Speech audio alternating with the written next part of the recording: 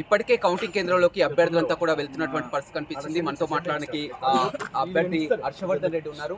చెప్పండి, ఓవరాల్ గా చూసినట్లయితే ఎవరికి వారు గెలుపుపై ధీమా వ్యక్తం చేస్తున్నటువంటి పరిస్థితి కనిపిస్తుంది. ఎలా ఉండబోతుంది? డెఫినెట్లీ కంటెస్ట్ చేసిన క్యాండిడేట్లు అందరూ కూడా గెలుస్తామని అనుకుంటారు పాపము. కానీ ఇక్కడ ఈ నల్గొండ, ఖమ్మం, వరంగల్ ఉపాధ్యాయులు, అధ్యాపకులు, ప్రైవేట్ ఉపాధ్యాయులు కూడా ఒక వినూత్నమైనటువంటి సంచలనాత్మక తీర్పు ఇవ్వబోతా ఉన్నారు.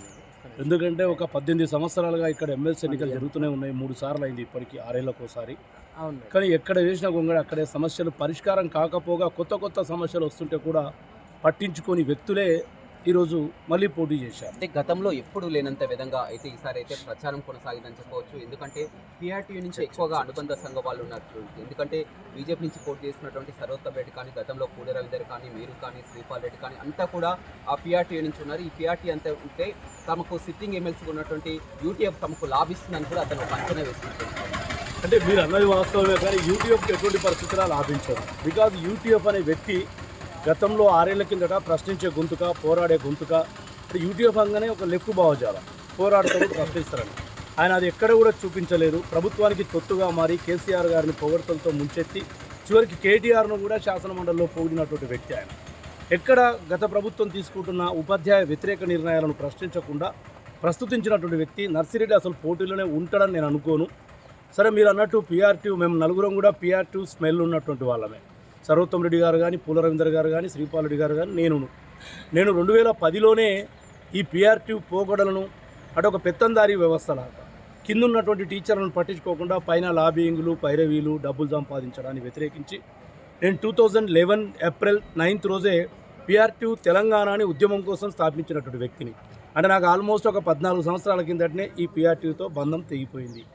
ఇక సర్వోత్తమ్ రెడ్డి గారు అన్ని పదవులు అనుభవించి, రాష్ట్ర స్థాయిలో అనుభవించి రిటైర్డ్ అయిన తర్వాత పక్కకు పోయి బీజేపీ నుంచి నిలబడ్డారు. మరొకరు కూడా ప్రధానంగా బీసీ అస్త్రం కూడా తీసుకున్నటువంటి ఉన్నటువంటి ఎమ్మెల్సీ, మాజీ ఎమ్మెల్సీ పూల రవీందర్ కూడా గెలుపై ఎక్కువ ఎక్స్పెక్టేషన్. అంటే దీంట్లో ఇది ఒక గ్రామ పంచాయతీ ఎలక్షన్ కాదు, అసెంబ్లీ ఎలక్షన్ కాదు, జనాభా ప్రాతిపదికన ఇవ్వడానికి. ఇది ఒక జీవో వచ్చింది అనుకోండి, ప్రభుత్వం దగ్గర కొట్లాడి ఒక జీవో తీసుకొస్తే రాష్ట్రంలో ఉన్నటువంటి సుమారు 2-3 లక్షల మంది టీచర్లకు ఉపయోగపడుతుంది. ఇదేదో ఒక బీసీకో లేకపోతే ఒక ఎస్సీకో ఉపయుక్తకరం కాదు జీవో. ఒక జీవో, ఒక ప్రభుత్వ నిర్ణయం అందరు ఉపాధ్యాయులకు ఉద్యోగం. హర్షవర్ధన్ రెడ్డికి ప్రధానంగా గెలుపుపై అంత ధీమా ఏంటి? సంఘాల మద్దతు సంఘాల మద్దతు చెప్పుకుంటే చాలా సంఘాలు ఉన్నాయి, 60 నుంచి 70 సంఘాల మద్దతు. వాటితో పాటు నేను క్రియాశీలకంగా ఒక 22 సంవత్సరాలుగా పనిచేస్తూ ఉన్న మండల, జిల్లా స్థాయిలో, రాష్ట్ర స్థాయిలో 14 సంవత్సరాలుగా అనేక ఉద్యమాలు చేసిన. నేను 317 బాధితుల పక్షాన ఉన్నా, స్పౌస్ బాధితుల పక్షాన ఉన్నా, సిపిఎస్ పక్షాన ఉన్నా, చాలా ఉద్యమాలు చేసిన. ప్రతిసారి నేను 15 ఏళ్ళుగా కేసీఆర్ మీద 8.5 ఏళ్ళుగా పోరాటం చేశా. వినోడు అని తెలిసిన కొట్లాడిన. రేవంత్ రెడ్డి గారు వచ్చిన తర్వాత నాకున్న అసోసియేషన్తో డెఫినెట్గా ఇవి వినాలే, చేయాలని చెప్పేసి ఒక 4-5 ముఖ్యమైన ఒక 20 ఏళ్ళుగా పరిష్కారం కాని సమస్యలను నేను పరిష్కరింపజేసిన. భాషా పండితుల పీటీల అప్గ్రేడేషన్, టెట్ లేకుండా ప్రమోషన్స్ ఇప్పించడం, ఏ తేదీన జీతం వస్తుందో తెలియని పరిస్థితి నుంచి 1వ తారీఖున జీతాలు ఇప్పించడం, ఆ గురుకులాల్లో ప్రమోషన్స్ ట్రాన్స్ఫర్ చేయించడం, పాలిటెక్నిక్ లో కొన్ని అంతా కూడా మొత్తం కూడా అందరికీ నోటెడ్. కానీ ఇప్పుడు మనం చూసినట్లయితే ఎవరు కూడా మొదటి ప్రాధాన్యత ఓట్లతో అయితే గెలిచే అవకాశాలు అయితే తక్కువ, చాలా తక్కువ. ఎందుకంటే ఏ మాట కామాట చెప్పుకున్నా కానీ పూర్తిగా, ఎందుకంటే దాదాపుగా ఒక 11,500 పైగా కూడా ఓట్లు రావాల్సి ఉంటుంది. ఖచ్చితంగా 2వ ప్రాధాన్యతకు వెళ్లాల్సి ఉంటుంది. 2వ ప్రాధాన్యత ఎలా ఉండబోతుంది? విక్టివ్ సాక్షిగా చెప్తా ఉన్నా, ఒక 600 పాఠశాలలు పర్యటించిన, ఒక 20,000 మంది టీచర్లను ప్రత్యక్షంగా కలిసిన, ఒక 2-3 వేల మంది టీచర్లను ఫోన్ ద్వారా ఓటు అభ్యర్థించిన, 12,037 ఓట్లు వస్తే ఫస్ట్ ప్రియారిటీతో గెలిచే అభ్యర్థి అవుతారు.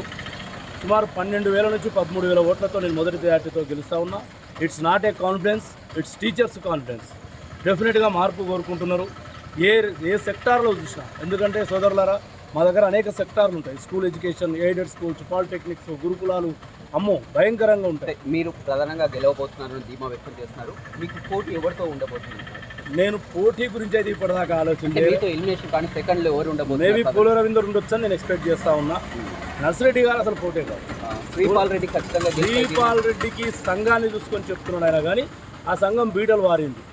గతంలో 2023లో కేసీఆర్ ఎట్లయితే ధనబలం, ఆర్థిక బలంతో కనబడి చతికిలబడిపోయిండో అంతకన్నా ఘోరంగా శ్రీపాల్ రెడ్డి ఉంటుంది. ఎందుకంటే సంఘంలో ఓటు లేని వాళ్ళు కూడా బాధ్యులు ఉంటారు. వాళ్ళు కొద్దిగా హంగామా చేస్తూ ఉంటారు. అది కాదు మా టీచర్లకు కావాల్సింది.